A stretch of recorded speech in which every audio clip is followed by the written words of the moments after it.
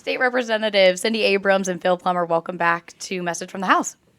Thank you. Thanks Good for to see having you. us. We are focusing on some big public safety bills today. I want to jump right into the Reagan, Tokes, and Patrick Heringer Act, House Bill 667.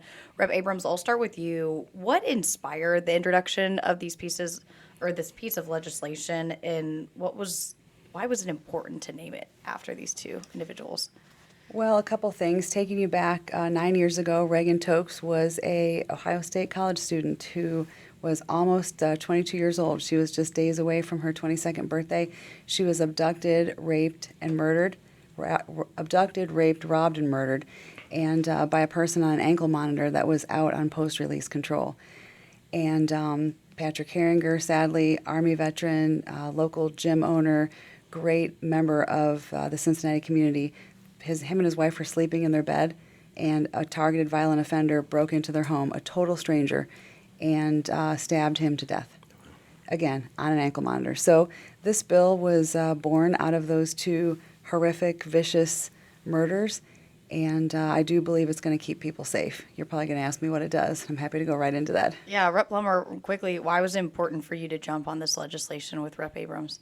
Just being involved in the system for 30 years, the ankle monitor is a false sense of hope. I mean, I've seen a lot of cases where, we get many acknowledgments that they're violating their terms of the ankle bracelet and nobody does anything about it. So it was kind of laughable, especially in my county. So this bill's important to fix that. So we know, you're meeting the demands of the court.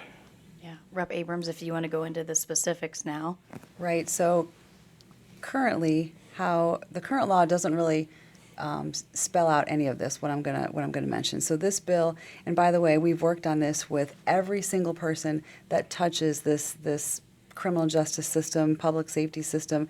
So not just the Department of Corrections, but of course our local probation and parole. We've got our prosecutors. We've got the Ohio prosecutors, the FOP, the Attorney General. I mean, everyone has had a say in this actual bill. And so what it does is it says, number one, and we're talking about a certain very narrow group of people here, okay? These are people that have served their prison term.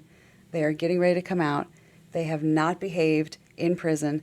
They have horrific records in prison, fighting and, making hooch and doing, breaking the rules. So they cannot be trusted to come out, without being supervised. So these folks are labeled targeted violent offenders, and they're going to come out typically with programming being actually monitored by a parole officer.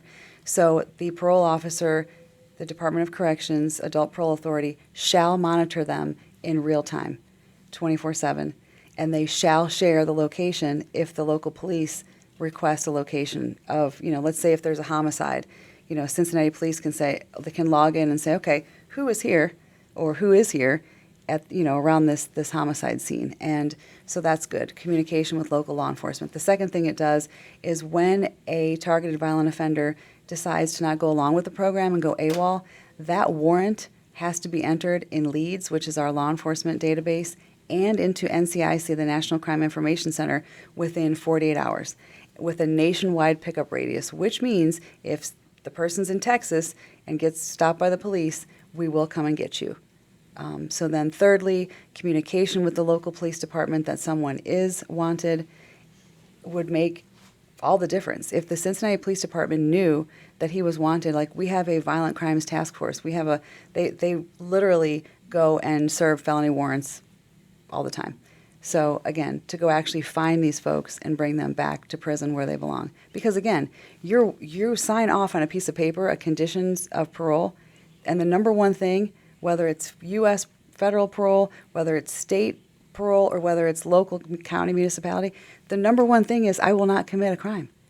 State, federal, they sign off on that, acknowledging they will not commit more crimes, but yet they do.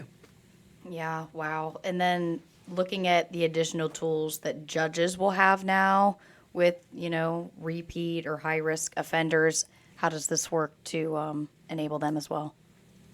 When a person reoffends and they're standing before the judge is going to have more discretion to send the person back to prison instead of keep letting them have more and more and more community control. I mean, if it's not working and they continue to come back, like that should be a clue that it's not working. And I'll ask both of you, Rep. Plummer and Rep. Abrams, because you both have experience in law enforcement. How many times is it a repeat offender? Oh, it's unbelievable how many times it's a repeat offender because of these failed programs like this. There's no ultimate consequence, right? When you're given a court sanction, these guys just reoffend, and there's no consequence. So, we work hard to build consequences. Everybody says, oh, that's not going to prevent anything. But we're not in the business of preventing. We're in the business of consequence. If you break the law, violate some people, injure somebody, you're going to be held accountable, Yeah, and I agree with that, but I will also say that not this targeted violent offender, but the vast majority of folks, let's say on our local, municipal or common pleas, our local county, community corrections, a lot do actually complete the programming, complete what they're doing. But we're dealing with, let's say, would you guess, let's say 20%, to throw a number out, 20% of the people keep reoffending and reoffending and keep committing these violent crimes. Yeah. And there has to be, society, if you would poll Ohioans or everyone across America, actually, I'll give you 77% of Ohioans agree, remember the ballot initiative, that the judge shall consider the safety of the community. Ohioans agree, like their public safety is important to them. So this is a no-brainer to me. Again, if you're going to continue to reoffend, you need to be held accountable. I want to transition over to House Bill 372, the Deputy Larry Henderson Act. Who was Larry Henderson? I think we will start with that. Just kind of talk me through his legacy and why this legislation is named after him. Larry Henderson was a Hamilton County Sheriff's Office deputy for 33 years.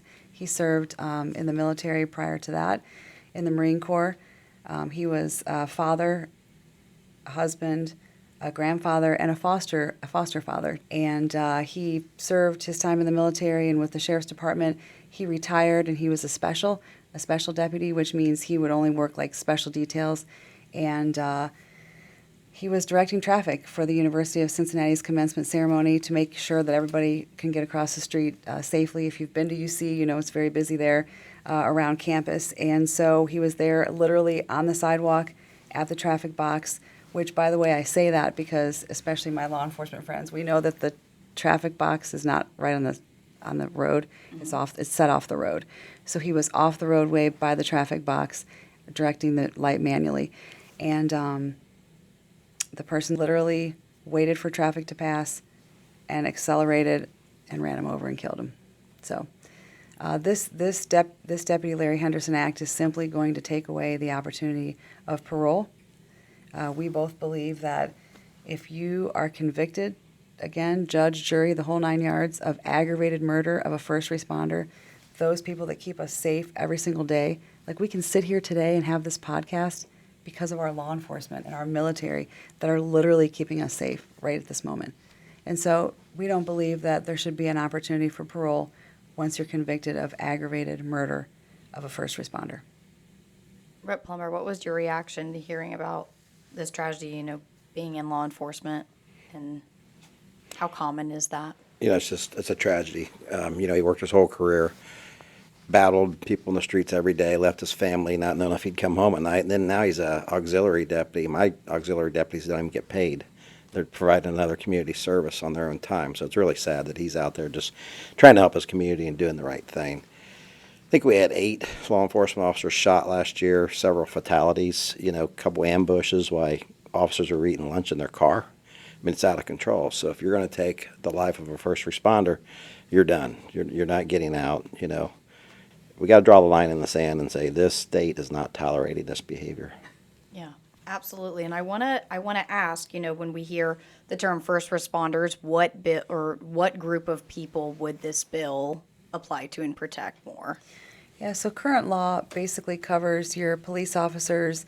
We renamed it from law enforcement to peace officer to include every law enforcement officer, including state troopers. All of our firefighters, paramedics, EMTs, all of that, our military members. So pretty much anybody in a uniform, again, keeping us safe and free. And then prosecutors are also in current law, so we kept them in there too. But again, these are people that are fighting to keep us safe.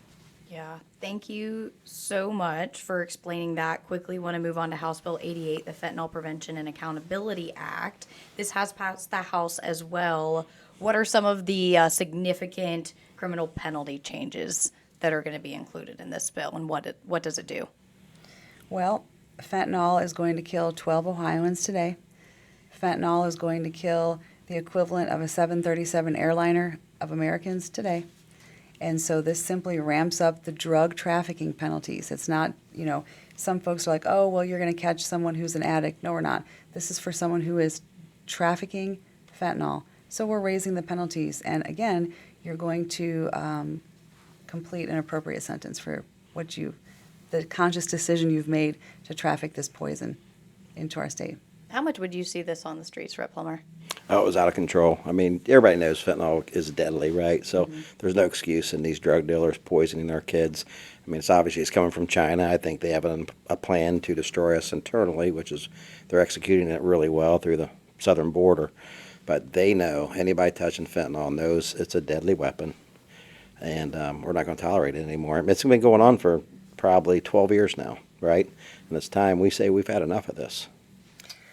Representative Plummer and I are, I'll say we're old enough to know we've seen a lot of different drug trends, right? So, there was cocaine, and then there was crack cocaine, and then there was meth, amphetamine, Heroin. and then heroin, and then this fentanyl. And I bring that up because, and you can ask any coroner in this state or across the nation, we have not seen death like this ever. With all of those other drugs, like the death that fentanyl causes is just devastating. So. Yeah. Well, I appreciate both of you for coming on and talking about these very important bills. Quickly, I want to talk about our social media. You can follow us on the Ohio House GOP Caucus on Facebook, Ohio House _GOP on Instagram, and OHR GOP Caucus on Twitter. You can subscribe on YouTube or wherever you listen to podcasts. Representative Abrams, Representative Plummer, thank you again. Thank you. Thank you.